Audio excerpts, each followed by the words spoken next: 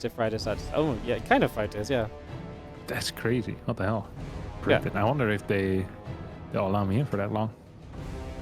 I'm sure you'll be fine. Yeah. Apparently you have to get like a special thing to come to the UK now. Yeah, I know. I requested it. It's crazy. Yeah, I see they're just taking my cash. Yeah, I know. It's literally just like, hey, pay us for your trip here. Yeah, like what? They're not checking anything, because then they wouldn't let me in. The type of stuff that I've said about the British people. You know too much of the slang as well. Yeah, exactly. Mm-hmm.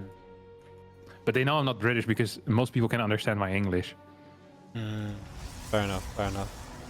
But yeah, no, WardiTV 51 is cancelled because of you. It was literally your fault. Really? That's so funny. I was like, we could just, Kevin could just cast it with me until he has to leave. And Helen looked at me and I was like, you're right. Just take next week off. We're good. Really? Yeah. So instead we're going to take you out for lunch. How nice is that? That's crazy. I have some... Irene's been hyping up one place big time. Yeah, since you that's where we're going. Because she's been hyping it up. Yeah. Irene thought like so. It was called like Malata or something like this? Yeah, Malata. Yeah. And Irene says like the best she's had. And then we went to a place like this here in the Netherlands. I freaking loved it already. And she said it's terrible compared to the one I went to in the UK. like terrible. She's like, I give it like 3 stars or something like that. So like to me, there's like 5 stars. It was so freaking good. I loved it, It was really expensive too, though. Holy crap. How accurate is Irene's rating of food usually? Irene likes weird stuff. I don't know. Like sometimes she'll be like, "Oh, this is really delicious," and I taste it, and it's like, it's okay. One time she had like a, the Vietnamese, it's banh mi, Yeah. And there was like a banh mi place in Amsterdam, and so like this is like the most delicious sandwich I ever had in my life. And then I had it, and I was like, it's like I don't think it was like a top 15 sandwich. Like okay, If you get this at like a catered event, you're like, oh, not bad. This is decent. But it wasn't super great. Like the bread was a little bit dry. And then sometimes she'll say something is very good, and then it actually is very good. But yeah, it's hard to say. I'm interested. I mean, I like this place. I don't know if it's rave worthy, but like, it's very solid. Like it's very consistent too. So. Yeah. That's good. I like that. Consistency is key. We once had a Thai place that we used to go to, and like the first time we went there, it was so good. And then the second time we went there, it wasn't as good anymore, but we kind of were gaslighting ourselves. Like it was still pretty good, Yeah. And then the third time we just realized that it wasn't good at all anymore. It's just like they must have fired the cook, Like I think something changed. a lot of types of food are very cook dependent. But like if you just have a good cook, like they can, they make it delicious. And I think they just fired the wrong guy or something, or maybe he passed away, I don't know. Maybe he started his own restaurant, but it just wasn't good anymore. And we went 2 more times to check just to be sure. It freaking sucked. I like the dedication to checking. It must have been real good the first time. It was actually so delicious. Like we don't have a lot of good Thai places in the Netherlands. So when we went there, like this was actually very, very good, like super high tier. And then we tried going back, it just wasn't it. Still sad about that. Yeah, that's the worst. I feel like I get that with like some takeaways sometimes where you get it once, you're like, man, this was really what I wanted. Like, it was great. Like, 10 out of 10. And then you order it the next time, it's like, even if you order the same thing, it's just like, man, maybe I just really wanted it last time or something, or the vibe was different, or like a different day. Yeah. I know what you mean. 3 drones. Yeah, it's nasty damage, man. It's nasty damage for sure. I feel like Solar... Double Oracle. I really feel like Solar is so frequently losing his work as early game ZVP. I feel like he's one of the messier players. Okay, who else does it though? I'm gonna ask you. I have another player in mind, high level player. Rogue. Yeah. Yeah. Yeah. I think Rogue is honestly worse. Like I'll watch a Rogue game and he'll lose like 14 workers. Yeah, Rogue like, all right. happens to Rogue a lot. I just think it happens to Solar a lot as well. Like I feel like all of his PvZ ZVPs, I'm always thinking like, how many is it going to be this time? Before we even start. Oh, the links are stuck. Oh no. Okay. 3 drones are gonna get caught here by the stasis that should not have landed at all. We have a stasis in the main base. Quick pull away still.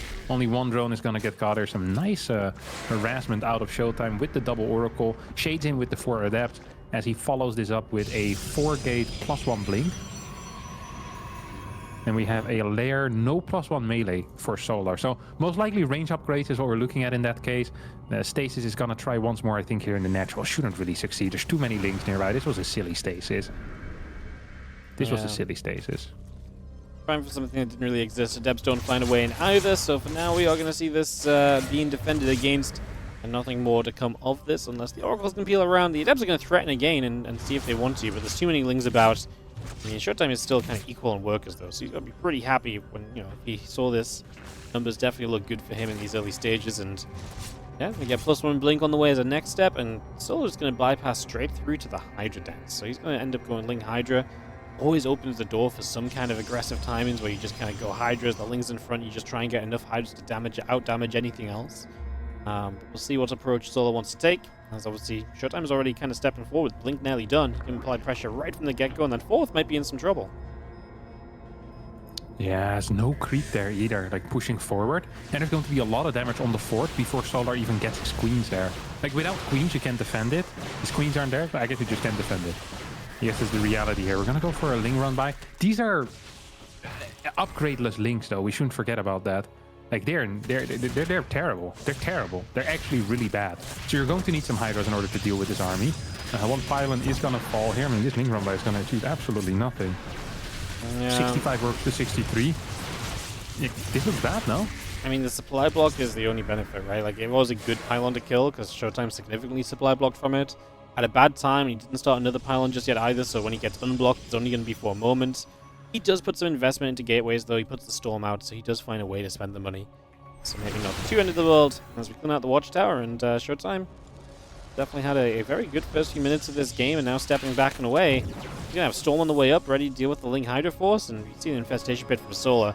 I like that we're seeing that, because I don't think he does anything successfully off of just Ling Hydra on this one. No, he's probably going to go into Lurker eventually. So you have that Infestation Pit, double Oracle now coming into the main. And I love that ShoWTimE, he's just so committed to getting the info, right? So it goes into the main. Oh, he's going to lose one Oracle here. That was bad. But he just wanted the revelation on the Hive. He's like, hey, is this lair or is this Hive? I just want to know. Then I can make my decisions from here on out. And only after he sees that his opponent indeed is going into Hive, he starts moving over towards his fort base. And I think that is a very fair decision to make. These Templar could be in a little bit of trouble. They are in a lot of trouble, actually. All of them need to morph into Archons here. Hydras are now knocking on the door. Solar, I think, was just going to go for a small little move out, but this ends up being a lot of damage, direct and indirect. Like, morphing those Archons here means that you're going to have way less Storms. You're going to need to build more Templar, and that will delay your Tempest transition, which is kind of what you want to go into usually.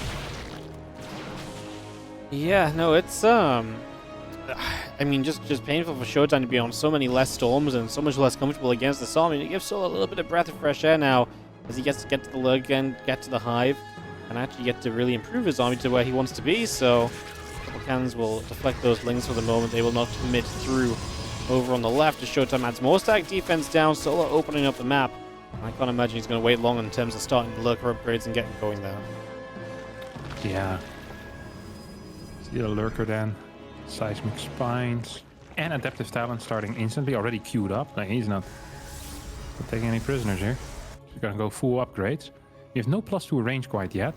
We do have a 5th base on the way, but I don't really feel like Solar is the type of guy to take this to the late game, you know? He's going to go for a Lurker push. This is going to be one hell of a committed Lurker push, Wardy. Yeah. No, it really is. The Lurker count is growing as well, but ShoWTimE is going to play around on the edge of creep, take the watchtower for a second. Big stasis catches a lot of Lings, slowing down the counter. And there is the Stargate and Fleet Beacon to keep the tech coming from ShoWTimE to really get to the Tempest that you want to see to help you out with that Lurker count that's growing on the side of the Zerg. Yeah, like I said, these 3 Archons, they force ShoWTimE to warp in 4 more Templar, which forced him to delay his Fleet Beacon and Tempest. The first Tempest ideally should be out already once the Lurkers come knocking on the door. Solar's playing this very slow. Maybe could have moved further forward. Perhaps he wants to go in between the bases, though. No, that's not what he wants. He is taking a very slow approach here. Lurker's just going to be starting to hit some of the Stalkers as they step up. But yeah, he's just going to sit back a little and let the Lurkers tickle away. But we are going to see the Tempest come out soon. That'll put a bit more pressure on this army to really step up and make something happen. I mean, right now, you're killing cannons off, but that's not doing too much. There's the Lurker's going to make a bit more of a move forward. So starting to have a little bit more emphasis on getting something done. First couple storms coming down. It's such a choked up area for ShoWTimE to attack into. High Templar nearly walking into the lurkers. We will also see zealots across the map that Spines will help with, but it is still going to take some attention from Solar pulling units back to deal with it as well. Yeah, absolutely. 2 lurkers are 1 storm away from dying. The first Tempest now show up. This base theoretically can fall for ShoWTimE as long as he keeps majority of his probes and Templar alive. Could lose majority of his Templar now. Has a couple of Archons. Don't think you really want to commit into this position right now. A couple of Archons going in. Zealots are going to get attacked from the lurkers on the bottom side as well. Is this enough for ShoWTimE? The answer seems to be maybe. Hydra reinforcements still coming across. There's 3 lurkers still in the back as well.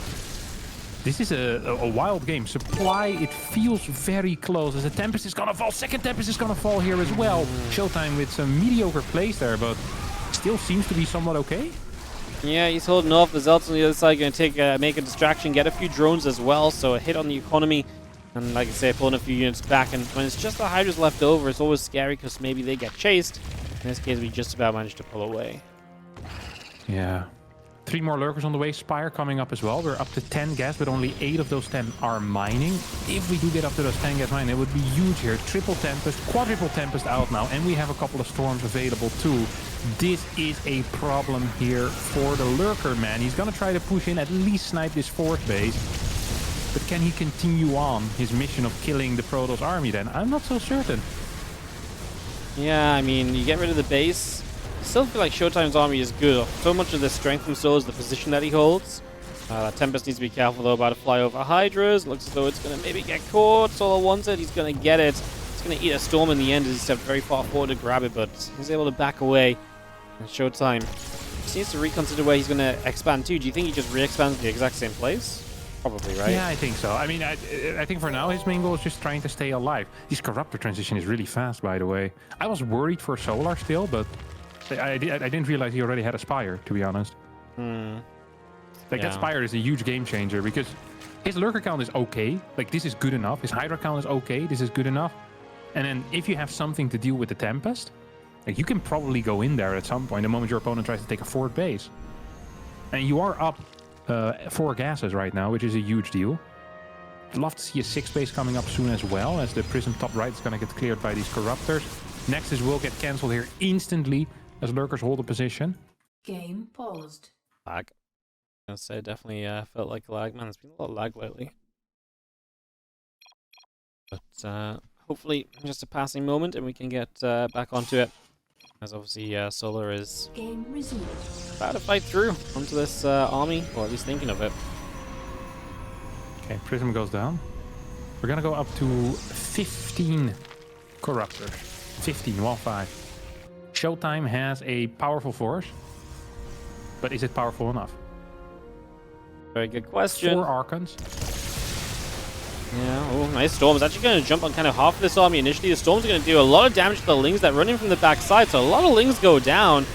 He has no detection, though, against the Lurkers, so those few Lurkers that he was kind of on top of then really do work, because they maybe would have died if there was detection, but now they do not, and there's enough Hydras to keep it going on the ground as well. The Corruptors are still fighting through the Tempest, and ShoWTimE just gets overrun in the end. Solar is going to end up taking game 1 of this BO3.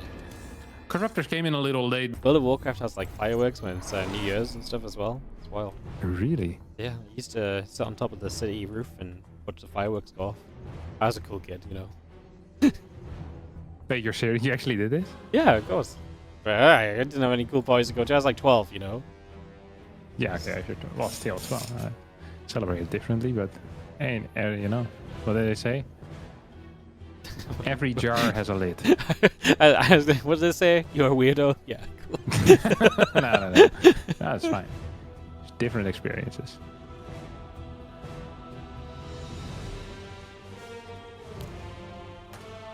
Oh, here comes the hatch block.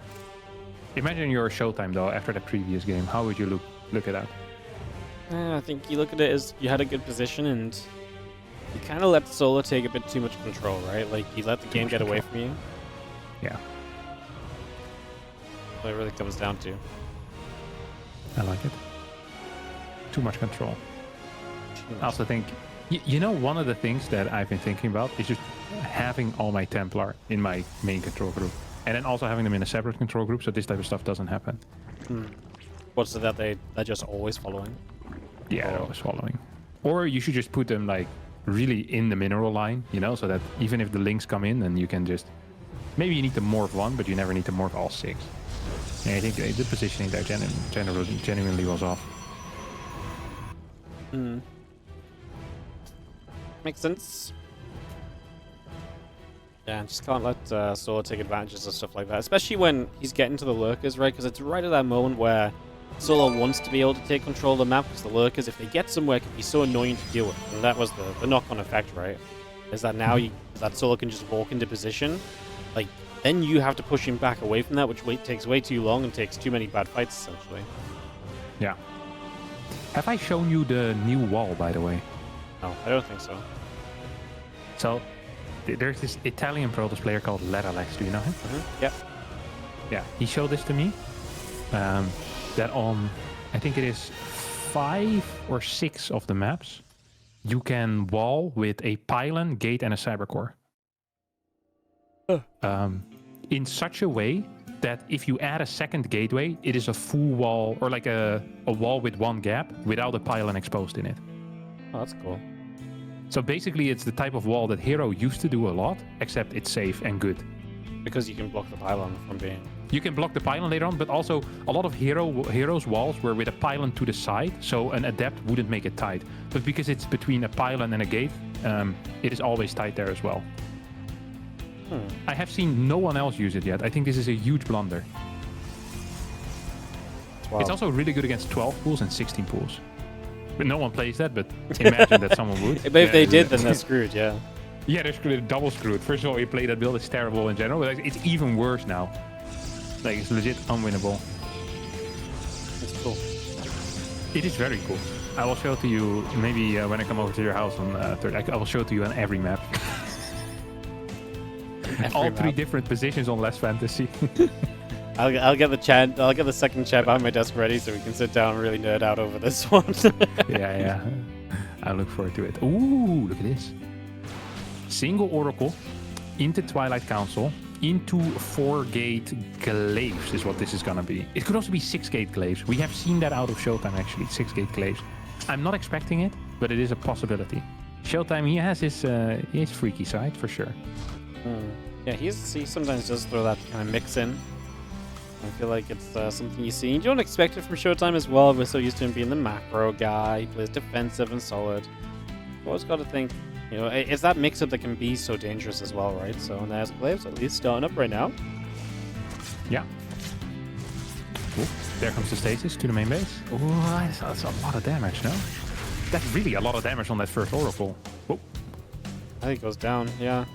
It's not great because that really limits what you can do later. No room for error with that Oracle now, and yeah, obviously the longer you keep your Oracles about, typically the better, the happier you're feeling, so... Very true.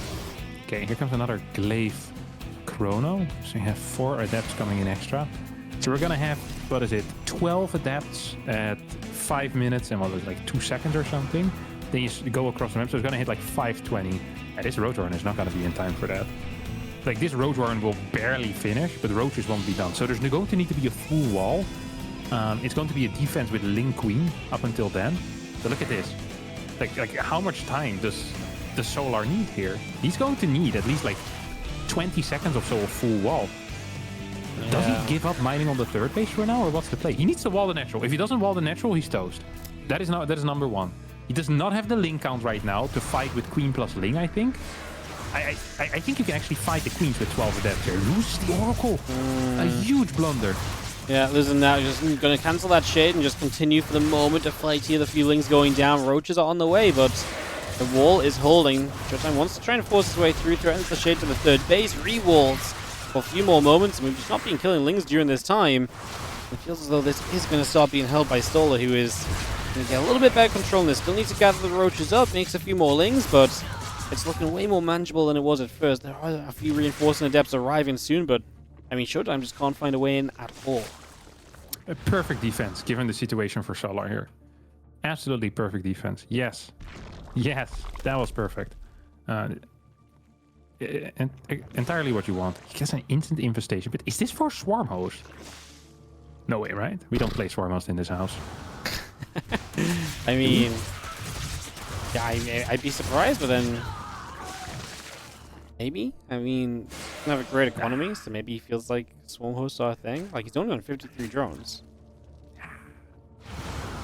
Swarm hosts? Really? He has nothing built up to build swarm hosts with, though, so... Yeah, it's probably just Hive, right? But he also doesn't have a Hydra then. He actually doesn't have any setup. Okay, now he gets the Hydra then. Okay. Yeah, so the Lurker spines will be a little bit delayed. But you need your Hydra then like a little bit faster than you start your Hive, usually.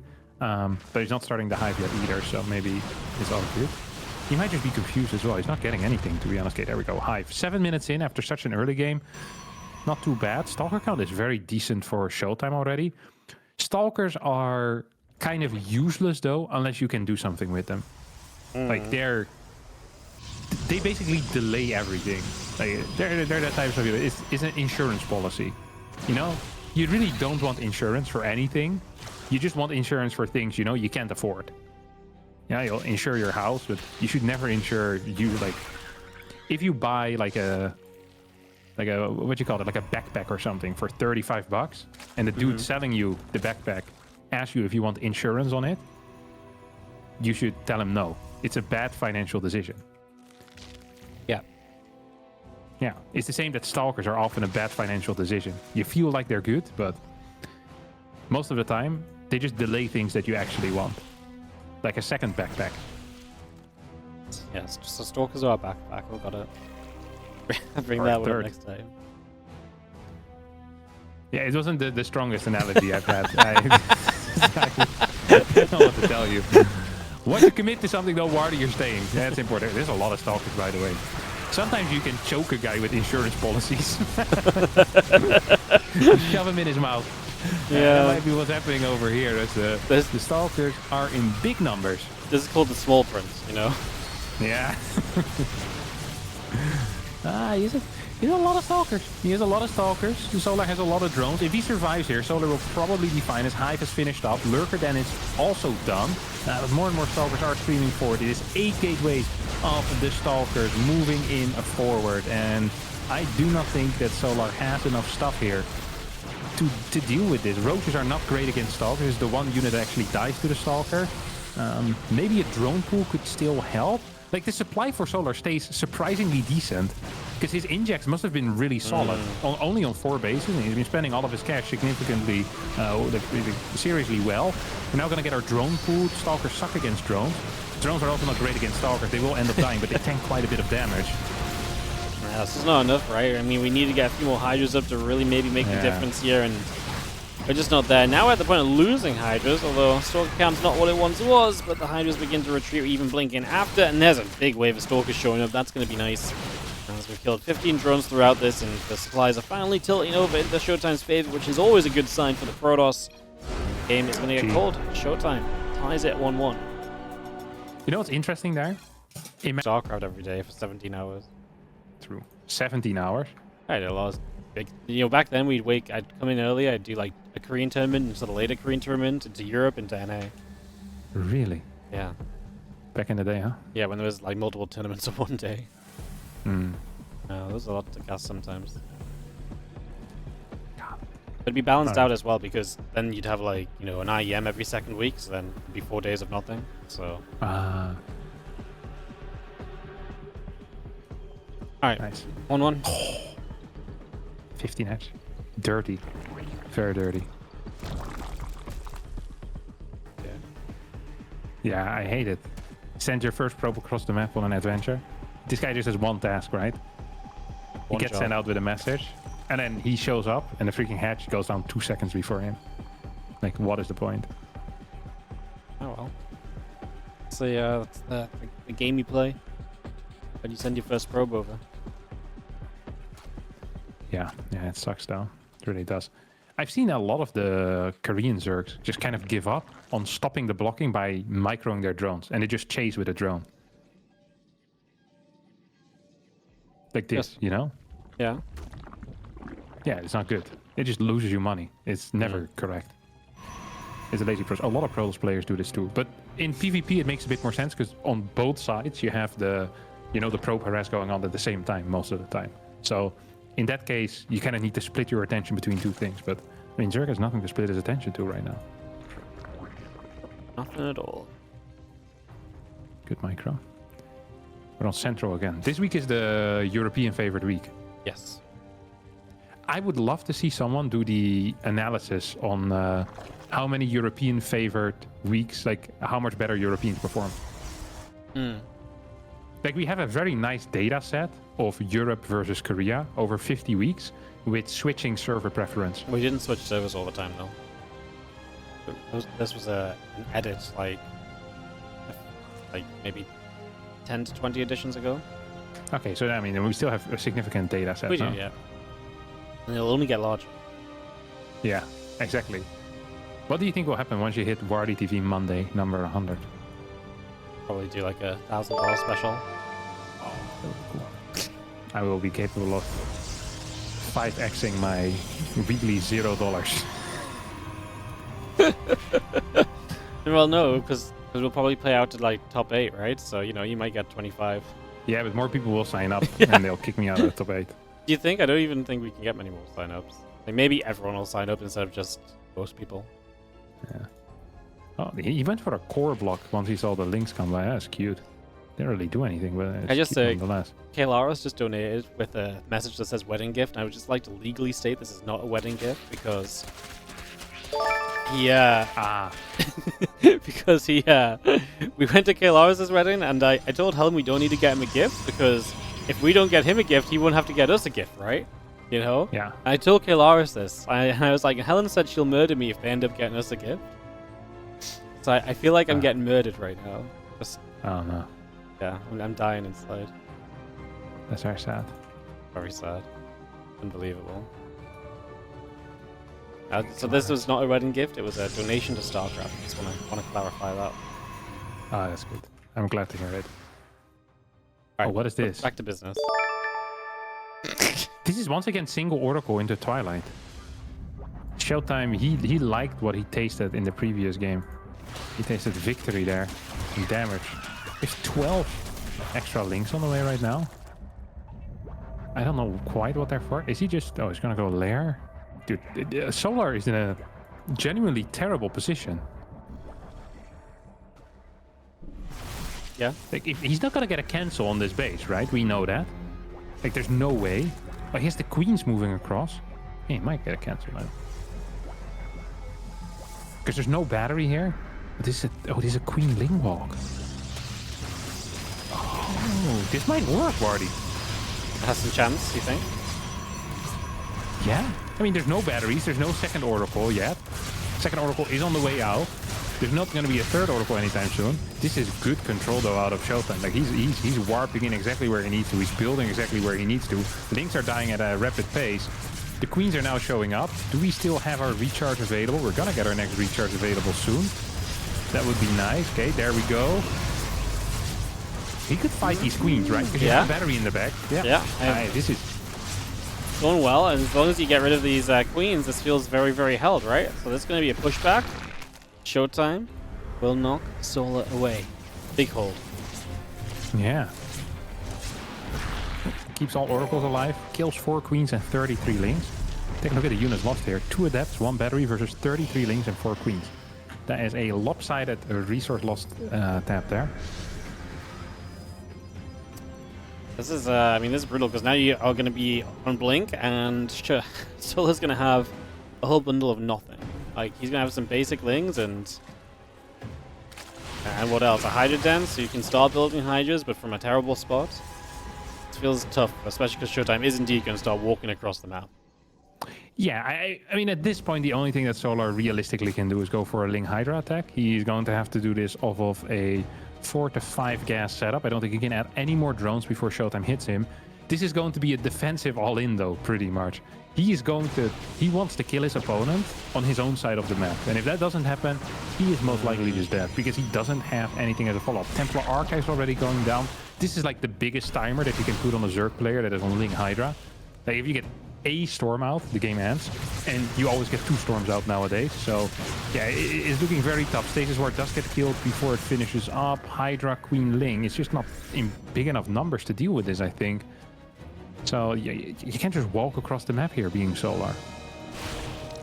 No, you cannot. If your Stalker's gonna blink in, those Ling's gonna get deflected, and ShoWTimE just doing the right thing as well, right? Gets the fourth, gets a couple units, and just backs up.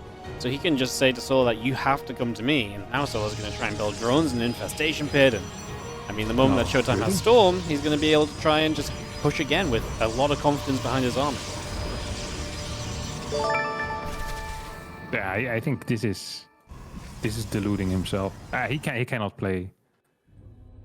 He cannot play a macro game from here, right? It's impossible. Like, he's just gonna walk. Like, the moment there's 3-4 storms here, like, you have nothing that deals with splash at all. Even this Stalker army is already tough to deal with. Like, you add in 2 storms into the mix, it's game. We're gonna get 8 gateways. The one thing is that there won't be a robo, which is actually kind of a big deal. So no quick reinforcements. You can warp in 8 zealots at the same time into a fight. Like, that is adios Solar. Solar's gonna try. Like, I respect the decisions, but it's going to be tough as hell. For now, he's just defending this ramp. He's gonna make sure there's no fort base going up, or at least he's gonna try to scout that with one of these links. As ShoWTimE moves on forward, kills 1 Hydra, kills 2 Hydras, loses nothing. Stasis in the back is going to help out as we get a revelation on top of this army. What is the Templar count? It's 3 Wardy. So we're gonna have 5-ish storms or so here. 4 or 5 storms. It's a lot of storms when your army is Ling Hydra right now. And ShoWTimE knows what's up as well, right? He knows that he should be... I mean, do you think he should go pushing, or do you think he's okay just to take a fourth and set up against the incoming lurks for the future? I think you have to, like, you have to move across the map here. Like, yeah. Just to kind of leverage your position. The moment your cannons finish, if you're not moving across the map, you're doing something wrong. Like, it's impossible to die unless you have a terrible fight. And you don't want your opponent to freely get a move across in order to get a transition into lurkers here. I think ShoWTimE is playing this way too passive. Like, he's still going to be in a good spot. I'm not saying he's going to be in a bad spot, but he's playing this way too passive. He could have and should have killed a base here. Might still be capable of doing that as he moves a little bit towards the north side of the map. Might try to walk in over here. 3 lurkers moving in position, though. Once lurkers are in position, it actually is hard to kill bases. Yep. No, I mean, that's the thing. That's what we saw last time as well. Once the lurkers get in position, it's kind of nasty. We are going to see a couple of storms coming down. We see the lurkers in position defensively this time as they relocate. A couple of them super low. ShoWTimE just steps back, and I think he's just going to let a Stargate come through and go from there. Yeah, I mean, fair play. Like, he's going to be in a good spot still, but I think there was definitely something left on the table here for ShoWTimE. Yeah, no, I think he had a huge opportunity with how the game was setting up. I think I catch on some of these lurkers in the middle. Storm has his own zealots, which is obviously just part of storming those lurkers down. Keeps a storm on the ramp to keep the units down for a little bit further. There's a little bit of a detection issue, no? Oracle shows up finally for revelation. He has detection available, it just feels like it's not been there a couple of times over. Yeah. I'm with you there. First few Templates are about to pop out, number 1 and number 2. We have a Zealot Templar force that's kind of in the middle as well. I mean, this is similar to what was happening on Maganata, but this time ShoWTimE's position is 100 times better. Like, it is so much better right now. Oh, Tempests are in a little bit of trouble though, and 1 Tempest is gonna fall. Once again, some sloppy control. Lurker count is at 9. Tempest count is at 1. I wouldn't mind seeing a Zealot run by, like running into one of the bases, maybe even the natural or the 3rd base. I think it could do some serious damage. Like, they're not super useful in this moment right now. You're mainly using Storms for zoning and Tempest for shooting. Maybe eventually you want to collapse onto this army. As indeed, a couple of lurkers are going to get taken out here. A couple of lurkers go down. Hydra's trying to push through. A couple of storms going to hit that area. And that's going to be a lot of the Hydra's taking a lot of damage right there. So it's going to soften those up. It's just those lurkers in position. Again, once they're there, it's so tough. But we are going to get the Tempest to start pushing through this. And this time around, there is no Spire for Solar, right? So as the Tempest count grows, this does become more and more dangerous. Whereas in the last game, there was the Corruptors that were going to be on the way as an answer to those Tempests eventually as well. A couple more storms gonna rain down. I mean, Solar's doing the right thing, I think, pressuring to the way part where it feels as though ShoWTimE might want to attack in just a little bit too soon to those lurkers. Gets rid of 1 more Tempest, which is nice, keeping that number as low as possible, but ShoWTimE's still holding, and I still feel like with time, ShoWTimE's position is getting way better. Yeah, no, absolutely. Zealots here are dying at a rapid pace as the cooling tower gets taken out. That's very nice for ShoWTimE, giving him a more clear area to storm. If there was a Spire and like 12 gas behind this, I'd be very happy. But without a Spire, there's really nothing that Solar can do behind this. ShoWTimE has been mining off of those 8 gases as well. He hasn't been losing many of the key units. Yes, Zealots and Stalkers have been going down, but he doesn't care about that. He has 1,600 gas in the bank. The moment ShoWTimE stabilizes, he's going to create the world's greatest army. And no, there's no detection here, no Overseer nearby. That should be the end of this push.